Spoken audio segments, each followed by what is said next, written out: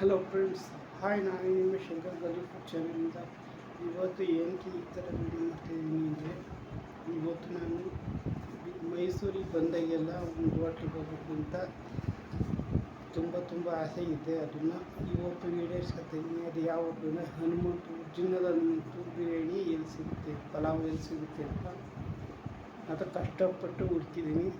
ಬಲ್ಲಿ ನೋಡೋಣ ಟೇಸ್ಟ್ ಹೆಂಗಿರುತ್ತೆ ಅಂತ. ನೆಕ್ಸ್ಟ್ ಅಲ್ಲಿಂದ ಬಂದು ರಿವ್ಯೂ ಕೊಡ್ತೀನಿ. ಆದಷ್ಟು ವೀಡಿಯೋ ಮಾಡ್ತೀನಿ.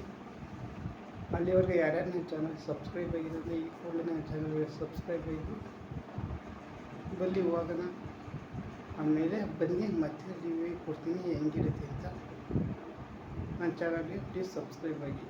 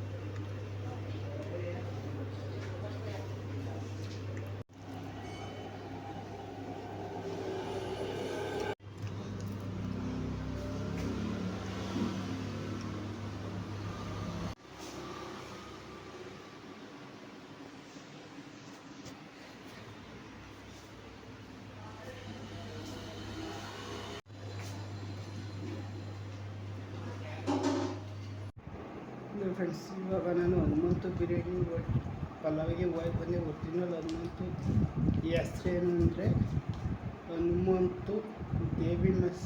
ಒರಿಜಿನಲ್ ಹನುಮಂತು ದೇವಿ ಮೆಸ್ ಅಂತ ಹೇಳಿದ್ರೆ ಮಾತ್ರ ನಿಮಗೆ ಅದು ಲೊಕೇಶನ್ ಸಿಗುತ್ತೆ. ಮತ್ತು ಅದ್ರ ಬಿಲ್ ಎಷ್ಟಾಯಿತು ಅಂತ ನೀವು ನೋಡಿ. ನಾನು ಹಾಫ್ ಪಲಾವು ಹಾಫ್ ಕೈಮಾ ಕಂಡೆ ನೋಡಿ, 428 ರೂಪಾಯಿ ಆಗಿತ್ತು ಬಿಲ್ಲು. GST 20 ರೂಪಾಯಿ ಆಗ್ತಾರೆ. ಮತ್ತು ಟೇಸ್ಟ್ ಹೆಂಗಿತ್ತು ಅಂತ ಹೇಳಿದರೆ, ಮಟನ್ನು ಬೆಂದಿಲ್ಲ, ರೈಸು ಟೇಸ್ಟ್ ಅಂತೂ ಇಲ್ಲಕ್ಕೆಲ್ಲ ಟೇಸ್ಟ್ ಇಲ್ಲ ರೈಸು.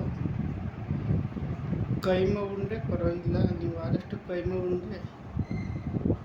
ಮಟನ್ ಬಿರಿಯಾನಿಗೆ ನಾನು 10ಕ್ಕೆ ಒಂದು 6 ಕೊಡ್ತೀನಿ ಅಷ್ಟೇ.